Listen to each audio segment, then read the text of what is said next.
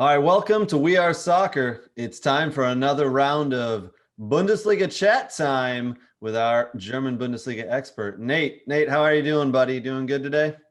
Always good. Always good. Cheers, my friend. Well, we kicked off the Bundesliga season, Matchday 1 this past weekend. Lots of games to talk about. Some big score lines there for two or three teams. Why don't we start out with that game that happened on Friday the 13th there. Mönchengladbach versus title contenders, and they've won 9 out of the last 10, Bayern Munich. That score was 1-1. I don't think any of us were really expecting a draw from that game. What's your thoughts, man? Man, it was first thing that was interesting because both teams had new coaches that day. Mm-hmm. So both teams were rolling with, Hunter, who was at Frankfurt before, and Nagelsmann, who just came in from Leipzig. So both of them had coaching debuts. It was kind of interesting from that aspect to see how both of them would play. And Hunter really, he had these guys going at Munich. He did not care. And it was a very, very exciting game. They scored first, and then just kind of, they had a couple other chances, and it was really, really back and forth. Then Munich did what Munich did. It cracked them open. It was nice for Munich to get the draw, being that they were away. However, kind of expect a little bit better for them, and we'll see how it slugs on. Obviously, Nagelsmann's just getting in there. He hasn't had some of these guys for a long time. A lot of them are on break. A lot of them playing in the Euros. Yep. So there's that gap. Putting in a new system with these players or getting them how they want to play. So I think it's going to take another couple more matches before you really start to see his mark on there. You kind of took the words out of my mouth. It's going to be a couple of matches, a couple of games there before the Bayern team figures out how Nagelsmann wants to play and his tactics, right? It's going to take a little time. They haven't had the greatest of preseasons either. Not the best results from what I understand. You got to remember all the defenders they lost as well. That's true. So that's true. They lost a lot of players going out, a lot of players retiring. Yep. So and then there's one or two players that came in. McKenna came in. It was a decent center back, but he's still new, and it takes a little time to build that chemistry. Agreed. So the scoring machine, Robert Lewandowski, starts right where he left off the last season, puts the ball in the back of the net from a corner. It was a very nice goal. He's off the mark in round 1 here, match day 1, with his first goal. So we'll see if he can top 41. So good for him, he's right? He's gonna have some competition for the number 1 goal scorer spot, but we'll get into that later. Yeah, we'll definitely get to that. All right, let's move into the Saturday round of games. Why don't we start with your favorite, Stuttgart? Oh, wow. You mean top of the league, Stuttgart? You mean sitting number 1, Stuttgart? That's Stuttgart. That's Stuttgart. Tell us about the game. Go ahead, man. I'm going to let you. Man. Who did they play? What's the score? Give us the rundown, my friend. Well, it started a little slow, and then Endo cracked them open, and then after that, it was just off to the races, and it finished 5-1. Really strong showing from Stuttgart at home. Not a very good coming out party for Firth. To be honestly, Stuttgart had what I would consider 5 starters not even in the game. So this is a team that they're not gonna win the league. Sorry, I hate to do that, but they're a young, hungry team that has a lot of talent. I know, I'm being a realist. They're a young, hungry team that has a lot of talent. They could definitely, I could see them breaking into the Europa, maybe even giving a challenge in the 4th or 5th spot if they keep this up. Great coach. Who runs a 3-back system. And if you ever want to see how a 3-back system should really get going with those wing backs, Stuttgart is the team to watch, because they have effective and useful wing backs that get up and down the field, and it's just really entertaining to watch. They're always an entertaining side. So when they get some of these players back, there's 4 or 5 of them that are on injury that I would consider starters. It's going to be a very interesting showing for them. Very interesting. Well, you say that they won't win the league and that they should get into the Europa positions at the end of the season. But from my understanding, there's been 2 or 3 highly rated pundits who have actually picked Stuttgart to challenge Bayern this year. They think that Bayern, Leipzig, and Stuttgart could be one of those three could actually take the title and really be the. I think there's one team that really is going to take that push. I mean, I would love to see them obviously win the league. I'd be going crazy. It would be nuts. But even getting in the Europa or the Champions League spot for a team like Stuttgart, who wasn't in this league a year ago, right, would be amazing.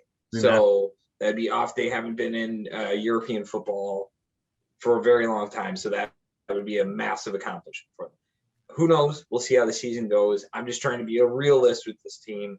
Mm-hmm. You know, I think they got another year or two before they can really start doing that.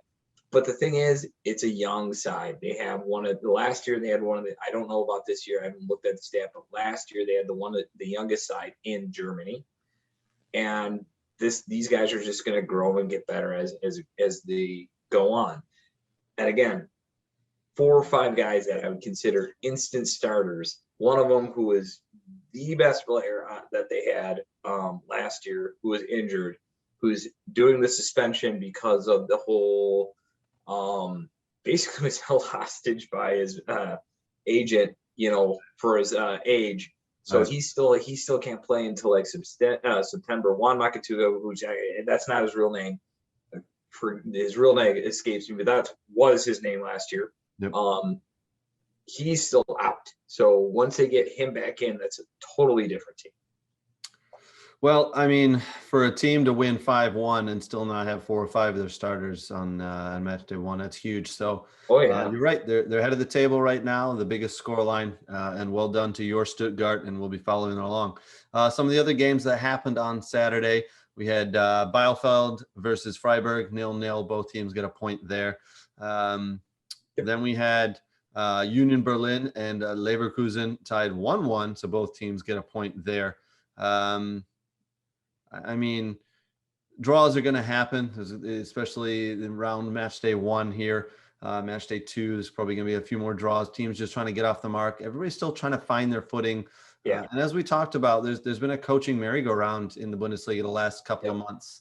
So new coaches, new players, they're still getting their footing, especially with the preseason. Nobody had a real preseason this year due to all the Euro tournaments, Copa America, and obviously COVID with some of the countries shut down. So, and Leverkusen that you just brought up, they're one of the teams that have a new coach. They lost who I thought personally was one of their best player. He went over to play for the one Aston Villa over there in England, who I think he'll do I think he had an assist actually in the Premier League to start out with. He did. Bailey, so, he didn't play the most minutes, but he made the most of it and did very well. So looking for him, we did purchase him from Leverkusen. Yep. Right. And losing a player like that, getting a new coach in, it's gonna take a minute. It's gonna take time to get it going. And then you also put out the fact that, you know, Stuttgart looks good against Fürth 5-1. Who knows? Maybe Fürth never wins a game this year. You know what I mean? That's it. You know, so it's tough to tell, but you know, there are certain things that, you know, when you look at a team, not to bring in Stuttgart, but them pumping them 5-1, but even Dortmund against Frankfurt 5-2, you don't score that many goals by accident. And Frankfurt actually is a good side. So I agree. That was one of the games of the weekend that I was looking forward to. Obviously, Dortmund. We know all about Dortmund, right? They got Gio Reyna, they got Erling Haaland, Marco Reus. They got a solid team over there, even after losing Jadon Sancho to Man United. And Frankfurt have a really good team as well. So it was surprising to see that scoreline. I got to be honest though. Erling Haaland, holy crap, star man of the match. I mean, that's another one where you have 2 new coaches. You got, you know, Royce and Glasser coming in, 2 different guys coming in, again, making the mark, playing a little bit different. And yeah, you have a stacked Dortmund side. Dortmund is stacked with Reina, De Hoon, Bellingham, Haaland, Hazard, Ruiz. They moved Wetzel into a defensive spot. They took my goalkeeper from Stuttgart, Kobel.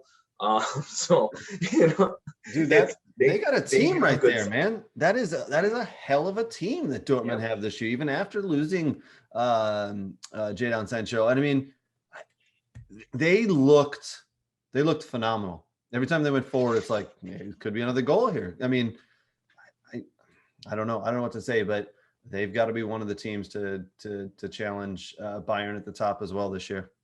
I think they are the team to challenge Bayern. I think that's the team with the talent. I think that's the team where I think Dortmund really, when looking at it, we're probably going to lose Haaland after this year. I think he's gone after this year with the release clause and everything they have. And clubs now getting more money with fans in the stands, which we can get to in a minute, which I think was actually the star showcase of all the Bundesliga matches with the fans in the stands. And the players' reactions to them. But they're definitely going to lose him at the end of this year. I think you can almost, where he's going to go, that's a different question, but I think you can for sure say that he will probably move on after this year, especially if he does good. Yep. He's going. This is their year to push. Yeah, there's no doubt. I mean, he had 2 goals and 3 assists. He was involved in all 5 goals. The star man for sure. If he stays around another year, I'd be really surprised. No, he's gone. Yeah. So this is their year to push with him, with that player. And then, after that, they can get that money and then build a little bit more like they traditionally do. Yeah. So I really think they're gonna go in with Bellingham, with the American, which is always fun to say. Yeah, playing the right mid spot, taking over Sancho, Reyna. That's why they sold Sancho. They had Reyna. I think Reyna is just as good and scored. And before anybody dismisses Claudio Reyna, Gio Reyna, Claudio Reyna is his father. For Gio Reyna, he took the number 7 shirt this year, which is actually pretty big. That's a big step for him. So he's been included in their plans, and huge right there. Yeah, you're right. He's going to fill that role that Sancho left. Whether he can do it quite as well is remain to be seen. I do want to hit upon a point you mentioned there. It was good to see some of the, good to see the fans back in the stadiums. In that Dortmund Eintracht Frankfurt game, there's 25,000 fans in the stadium. That place was rocking. It was great to see. Absolutely great to see. So how it's working in Germany, this is just to explain, not to defend or what they do over there. Fans are allowed in the stadium if they've been vaccinated or they have a card saying that they've been, from a doctor saying they've been exposed. They can walk through the terrace with a mask. As soon as they get to the seats, they can unmask for anyone who's watching. So that's what you see. And it's massive for them to be there. You could tell every one of the teams went out and applauded the fans, applauded the supporters before and after games. It's part of the culture. It's part of playing there. It's part of being in those cities. It's massively important, and you could tell how appreciative the fans were to be there. You could tell how appreciative the players were there for the fans to be there as well. Yeah. And it added that element back. It made it more seem normal. It's what this sport's all about, right? Soccer's all about having fans in the stadium. It's all about fans. Without fans, it's sports nothing. You're talking about a fan base that protested Monday games because it's not culturally what they want. You know what I mean? It's games are on Saturday and Sunday because you have off work and you can go and have a drink at the stadium, have your sausage, and then walk in. So that's just how things are done. It's part of the culture, Right. Yep. And it's so good to see fans back in the stadiums in all the countries, pretty much. Any of the other Saturday games you want to chat about there, Nate? Saturday, no Sunday. Yeah, let's move to Sunday, and I can tell you how disappointed I am with the Sunday matches. Well, one in particular. RB Leipzig falling to Mainz 1-0. Someone in this chat here had money on Leipzig. Oof. That didn't really work out very well for me, did it? The goal in that game was stunningly bad. Fuck me. The defender, what was he doing to clear the ball there? I know you're a forward, but I play defense, and I can tell you normally, traditionally, when you go to clear a ball, you want it to go forward or out of bounds, or not that way, not back not to the back. other guy. For anybody who hasn't seen this, Mainz take a corner kick that gets swung in, bounced around, and the defender around the top of his 6-yard box, the ball bounces off his chest, falls to his knee, and he swings his boot at it, and it hits off his shin somehow, goes behind him towards the back post, where a Mainz guy in forward, we'll just say a Mainz player is standing and just kind of taps it in the back of the net. Stunningly bad defensive maneuver. Let's put it that way, for lack of a better know how to describe it here. It's just terrible. RB Leipzig then just pushed forward. In the last 10 or 15 minutes, they were just going at it, but still they held it. They had a lot of possession. They had a few shots, but nothing troubled the goalkeeper for Mainz. And Mainz hold on 1-0. And again, I lost one in that game. Unfortunately, the coming out party for Jesse Marsch wasn't quite there. I think he has a very good side. I really do. I think with the addition of Silva, who was third leading goal scorer, I believe, last year. You got Forsberg, you got Stabilizer, you got Sabitzer, who are playing. You got Tyler Adams on the team, who isn't bad. You got Oberon, who isn't bad. You got, Angelino, who was a loan from City. I think he still is on loan from City. These are good players. It's going to take a minute. And unfortunately, I think Mainz got really lucky because normally you don't have a defensive clear that bad. Yeah. And the fact that they didn't score on a lot of the chances they had. I mean, did you see the tackle from the defender on Herda, where he was on a breakaway, paused for a minute to cut back, and that defender just came out of nowhere and just destroyed him. Followed by 2 seconds before that, the best comment ever to go along with the Bundesliga from the commentators, which was, contact doesn't mean a foul in this league, which I loved. I want to kind of take that in a different direction.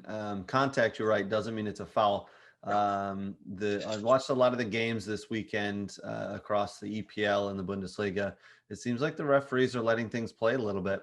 They're letting things play, and they're bringing back a little bit of that contact in this sport. Now those two leagues are in different countries, but I have a feeling a lot of these referees have come together and they saw the way the Euros were played, and there was a lot less feigning injuries, a lot less diving, a lot less deception, because the referees let things go and they let the players play. And this is a contact sport. So, so that's probably, that was great to see. I think that was my second favorite part of this weekend. One was seeing fans back in the stadium. Two was seeing the referees let this thing play out, man. This is a contact sport. And I think they're finally coming back to that. And 3, Stuttgart's 5-1 win. I'll go with yes, absolutely. I mean, Stuttgart dominated, as we've talked about, and yeah, it's great to see. They are my new favorite Bundesliga team. About time. Took you a minute. It did. I mean, I've even got a little Stuttgart sticker hanger back there, right? Yeah. So yeah, someone came and just set that up in your place when you weren't looking. Yeah, it's great. I found that. Now I'm a Stuttgart fan. The other game that happened on Sunday was the Cologne and Hertha game. Cologne walked away 3-1 with a victory there. That was a surprising one, especially since Hertha's streak at the end was so good. They went on that long streak to avoid relegation. They were doing really, really well. So I was just a bit surprised by the 3-1 win, to be honest with you, from Cologne. But good on them. I mean, hopefully they can stay out of the relegation area this year. It seems like maybe Hertha got they scored in the 5th minute, maybe a little too early, right?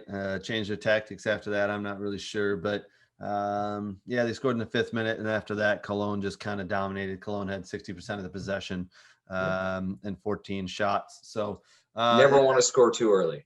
Yeah, Hertha scored too early, and then Cologne just said, you know what, that was a wake up call we needed, and they got back to it. So yeah, that's I mean, match day one, round one of the Bundesliga. Lots of fun games. There's going to be a lot more coming up. Anything else you want to touch base on in our Bundesliga chat time here, Nate? No, I mean, I would say match day 2 games coming up. The 3 ones that I'm going to look to is Leipzig versus Stuttgart. The battle of the American coaches should be very, very interesting. I believe that is Friday, so that'll be coming up Friday, the Friday game, standalone game, so it'll be interesting to watch. You're correct. It's one of those weird ones because I kind of want Leipzig to win because I don't want Jesse March to go 0-2 in the hole, but I'm not going to root against Stuttgart, so I don't know what to do. That game, just for everybody listening and watching here, that game is the Friday game, Leipzig versus Stuttgart. It's 2:30 Eastern time and on ESPN Plus. All Bundesliga games are on ESPN or ABC this year again. So all these games are available for you guys to watch as long as you have a subscription to those networks. And then Dortmund Freiburg should be entertaining, and I would round it out with Frankfurt versus Augsburg and Leverkusen versus Gladbach. In my opinion, those would be the matches coming up in match day 2 that I would look to. That should be very entertaining. We'll see how that rolls. Gladbach has an American that's playing left back who started last game, did phenomenal. So by all sense, he'll be starting against he started against Munich. He'll probably start against Leverkusen. I wouldn't see why not. Yeah, man, 19-year-old American playing left back there for Gladbach. We got to keep our eyes on him. Lots of Americans now going over to playing in the Bundesliga, and that's what makes it even more fun. So good to see. All right, Nate. I think we'll wrap it up, and we'll have to get together next weekend to do our second version of the Bundesliga chat time. But for now, why don't we call it a day? All right, guys. If you guys have any questions about the Bundesliga, if you have any comments, be sure to put them in the socials wherever you find this video at. We'll be sure to get to them. But for now, I think we'll call it a day on this version of Bundesliga chat time after match day 1. Cheers, Nate. Thanks for joining, buddy. Prost.